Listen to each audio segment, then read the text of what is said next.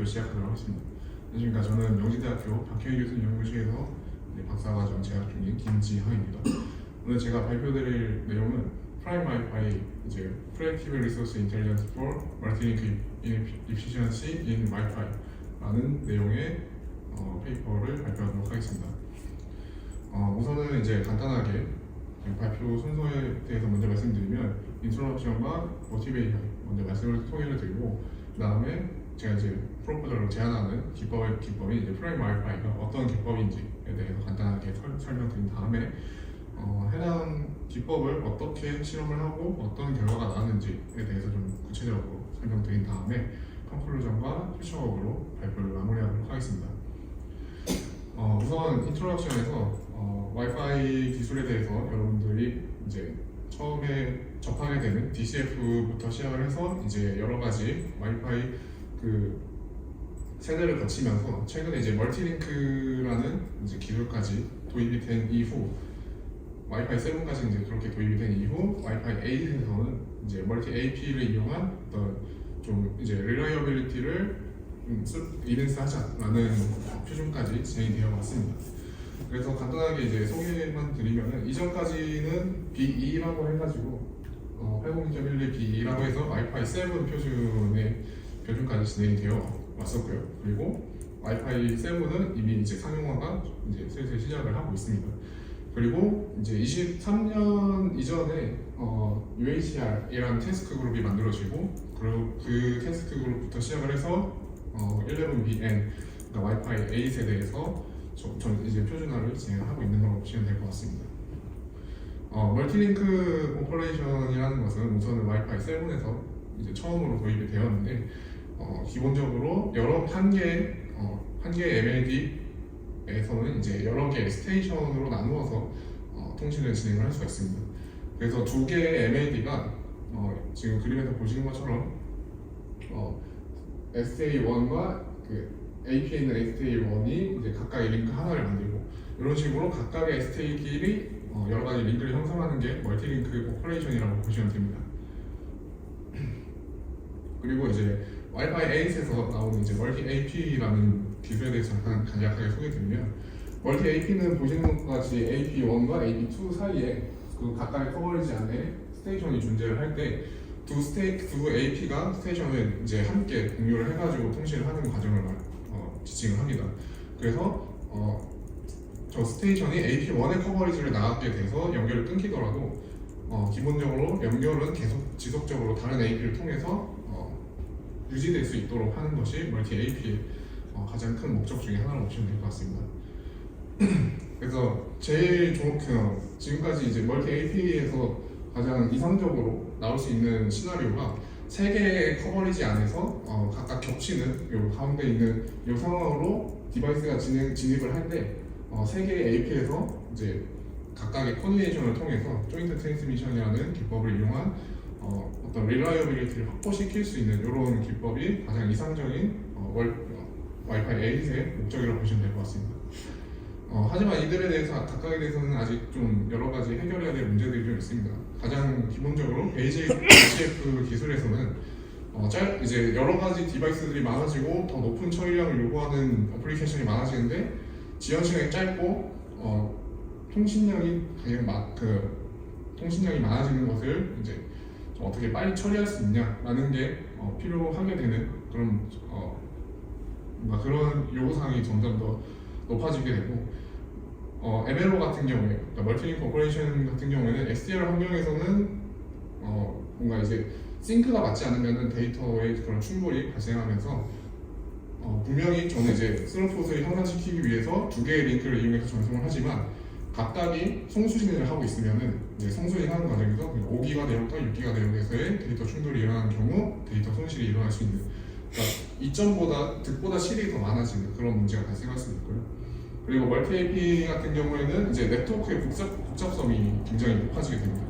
방금 보여드린 것처럼 세 개의 AP와 하나의 디바이스가 연결하는 것만 해도 링크가 세 개가 형성이 되는데, 저 바운더리 안에 두 개 이상의 디바이스만 있다고 하더라도 이제 디바이스의 수에 연결되는 링크의 수만큼 채널 사용량이 굉장히 늘어나는 그런 문제점이 있다고 보시면 될 것 같습니다. 그래서 이제 이런 문제를 좀 해결하기 위해서 저는 이제 프라임 와이파이라는 기법을 제안을 하게 됐습니다.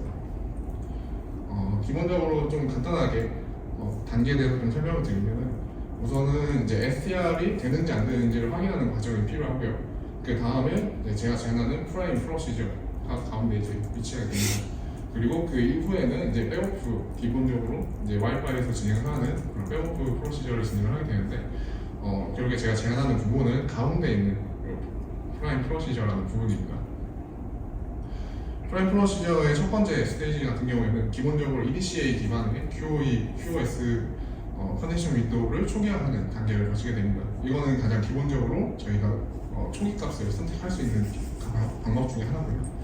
그 다음에 이제 스테이지 2에서는 AP, MLD와 연결이 가능한 링크의 우선순위를 계산하게 됩니다. 우선순위 같은 경우에 히스테리시스를 적용하고 그 AP의 로드가 부하가 얼마나 되는지, 그리고 AP와 그 STA 디바이스 사이의 거리가 얼마나 있는지, 그리고 그 AP가 연결하고 있는 디바이스의 수의 로드가 얼마나 되는지에 따라서 이제 각각에 대한 가중치를 주고 저런 스코어를 계산을 하게 되는데요. 스코어에 따라서 연결할 수 있는 AP의 수가 여러 가지가 있을 수 있는데 각각에 대해서 이제 그 제일 스코어가 높은 경우에는 짧은 백오프를 먼저 선택을 할 수 있게끔 만들고요. 그 이후에는 이제 좀 더 높은 컨디션 윈도우를 만들어주면서 각각에 대해서 좀 더 우선순위를 주는 거라고 보시면 될 것 같습니다. 그 다음에는 이제 앞에서 만들어진 그 백오프 값을 가지고 이제는 디바이스가 본인의 링크 상태를 판별을 하게 됩니다. 본인의 링크에서 제일 좋은 링크, 그냥 연결했을 때 가장 좋은 링크와 연결을 했을 때 좀 충돌이 많이 발생할 수 있을 것 같은 링크를 분별을 한 다음에 제일 성능이 좋을 것 같은 링크로 추정이 되는, 그러니까 지금 여기 제 시간에 다 설명드리지만 저 링크의 어떤 그 스테이트를 품질을 측정하는 방법을 이용을 해가지고 링크의 점수를 계산했을 때 링크 1번, 링크 2번, 링크 3번 각각이 나오는 요 점수를 측정을 하게 됩니다. 그래서 점수가 높을수록 작은 컨디션 윈도우 값을 가져야 되니까 이제 기존에 있었던 이 전 페이지에서 보셨던 저 백오프 값을 이용을 해서 세 가지 링크가 새로운 백오프 값을 다시 계산을 하게 됩니다. 그리고 이제 PBO라는 단계에서는 여기서 이제 프리디क्티브라는 그런 명칭이 사용이 되게 되는데, 여기서는 기존에 있었던 제가 이제 디바이스가 통신을 하면서 발생했었던 충돌을 일으켰던 그리고 이제 처리량들에 대한 평균을 이용을 해서 각각의 링크가 가질 수 있는 제일 좋은 상태를 이제 측정을 하게 됩니다. 그래서 여기서는 백오프 값을 이제 현재 상태와 여러 가지 규칙에 대해서 측정을 하게 되고, 그러니까 다시 선택을 하게 되고, 그렇게 선택된 어떤 저기 이제 써 있는 F 어댑티브라는 값을 이용을 해서 새롭게 이 단계에서 이제 다시 백오프가 계산이 됩니다. 마지막으로는 이제 그 그 링크들이 각각이 어떻게 얼마나 사용이 되는지를 이용을 해서 그 사용량에 따른 어떤 공정성을 좀 이제 추가해주기 위해서, 왜냐하면 이제 제일 좋은 링크만 제일 백오프를 짧게 써가지고 더 주게 되면은 그건 이제 그거들 불공정의 문제가 있기 때문에 그런 부분을 해결을 하기 위해서 여기서 이제 프리퀀시 밸런스를 좀 조절하는 과정을 거치게 됩니다. 그렇게 해서 최종적으로 이제 컨텐션 윈도우의 값이 도출이 되게 됩니다. 링크별로.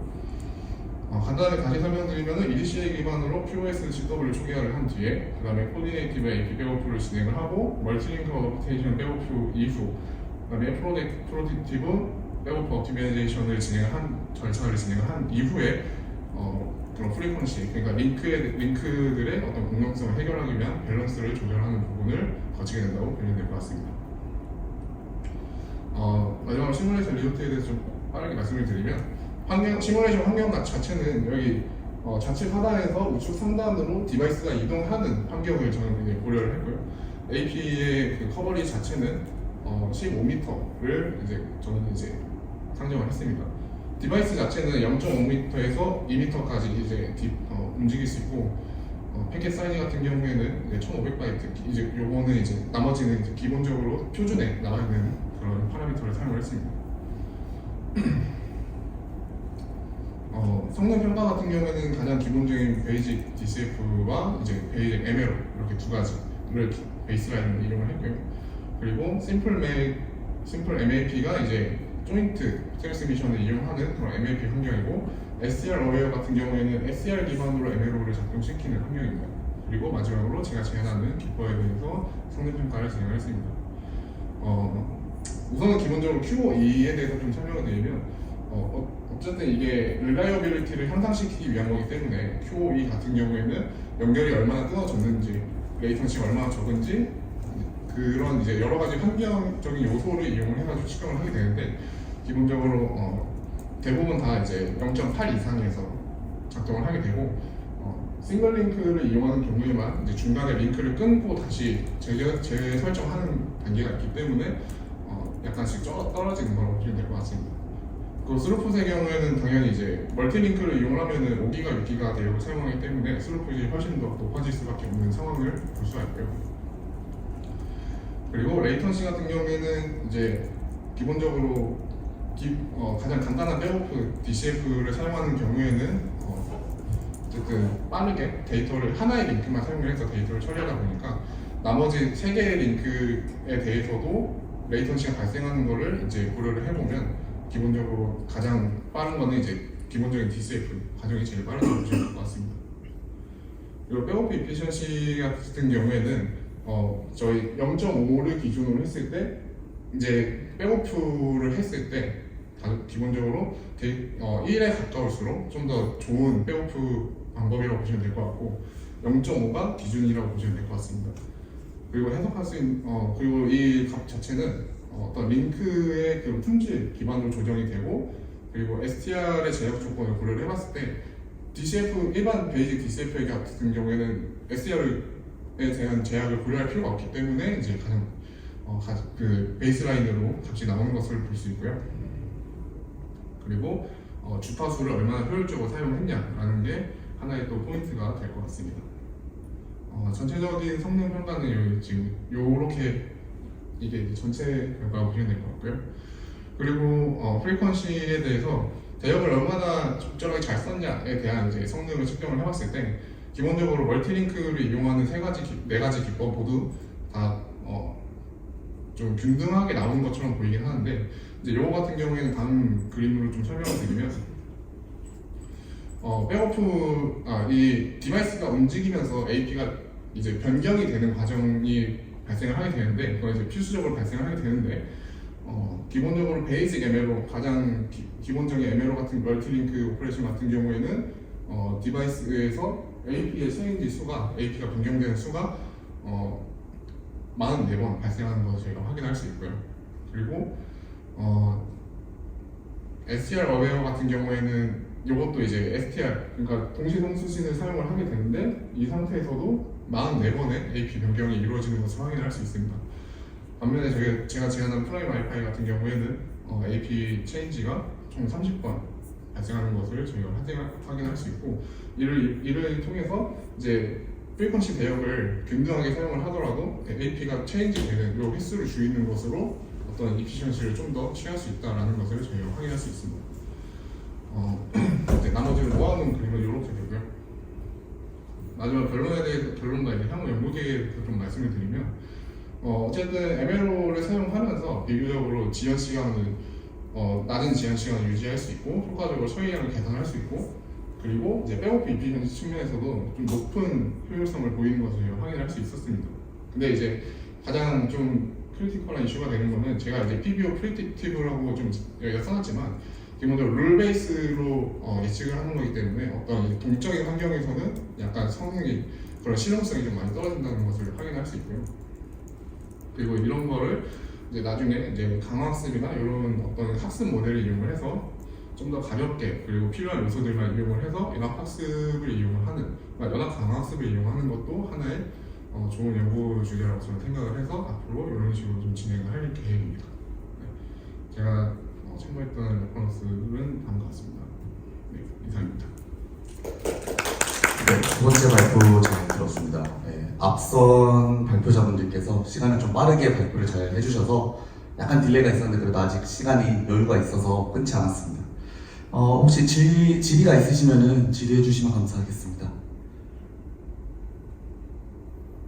네, 제가 궁금한 게 네. 사실 많은데 시간 관계상 하나만 여쭤볼게요. 네. 이게 와이파이에서 아까 전에 그 주변에 뭐 기지국이 여러 개가 있으면 가운데 왔을 때 이제 이렇게 조인트하게 해가지고 할 수 있다라고 하셨는데 네. 그리고 이제 사이먼티니어스 트랜스미션이랑 리셉션 하는 것도 이제 고려를 했는데 사실 STR 기술이 무선에서는 구현이 안 되고 있긴 하거든요. 네, 그렇죠. 네, 그리고 여기서는 이제 간섭이나 이런 상황에 의해서 네. 사실 연결성은 더 좋아질 수 있는데 성능은 오히려 악화될 수도 있거든요. 오른쪽처럼 됐을 네. 때. 맞습니다. 그래서 그런 거에 대한 고려가 뭐 되었는지 아니면은 추가로 뭐 고려를 하는 연구가 되고 있는지 궁금해가지고요. 네, 그런 부분에 대해서 저희가 좀 지금 아무래도 네트워크에 대한 그 컴플렉시티가 높아질 수밖에 없는 환경에 있고 지금 이런 식으로 저희가 이제 구성을 한다고 한들 데이터 사용량이 떨어지는 거는 피할 수 없는 거로 저는 볼 수가 있는 게 SDR 환경 자체가 이제 동시 송수신을 하려고 한쪽에서는 받고 한쪽에서는 이제 전송을 하기 때문에 그 과정에서 충돌이 발생하면 어쨌든 데이터는 손실이 나는 그런 문제가 발생을 할 수 있습니다. 그래서 이제 그런 부분을 좀 해결하고자 기본적으로 2.4기가는 일단 대역대 자체가 좀 많이 멀리 떨어져 있기 때문에 사실 와이파이를 연구하는 입장에서는 요거 2.4기가는 디폴트로 계속 이제 사용할 수 있다고 가정을 하고 이제 연구를 좀 진행을 했습니다. 그리고 그 이후에 2.4기가, 5기가를 같이 사용을 하고 2.4기가, 6기가를 같이 사용을 하고 다만 이제 5기가, 6기가 같이 사용을 할 수 없는 부분을 고려하기 위해서 아까 이제 그 플로우 차트에서 처음 요 부분이 이제 그래서 들어가게 된 거거든요. 그런 부분을 좀 고려를 하기 위해서 사용을 할 수 있냐 없냐를 판단을 하면서 이제 저희가 그 디바이스가 움직이는 환경을 가정을 한 겁니다. 그래서 그런 부분을 좀 제가 고려를 했고요. 그리고 그 외에도 나머지 아직 고려되지 않은 부분들이 좀 많아요. 이게 말씀하신 것처럼 이동을 하면서 가운데 있는 상황에서 데이터가 한 번에 몰리게 되면 그 부분에서 또 충돌이 훨씬 더 많이 발생할 수 있는 부분을 제가 아직 고려는 못했고요. 그리고 그런 부분을 이제 앞으로 좀 여러 가지 강화학습이나 이런 걸 통해서 주변에 있는 AP들의 코디네이션을 좀 더 적극적으로 시켜서 어떤 AP가 지금 연결을 해라, 어떤 AP는 지금 연결하지 말아라 이런 거를 좀 이제 코디네이션 하는 게 앞으로의 연구 좀 목표가 될 것 같습니다. 네, 그 연구 목표를 잘 해결했으면 좋겠네요. 네, 수고하셨습니다. 감사합니다.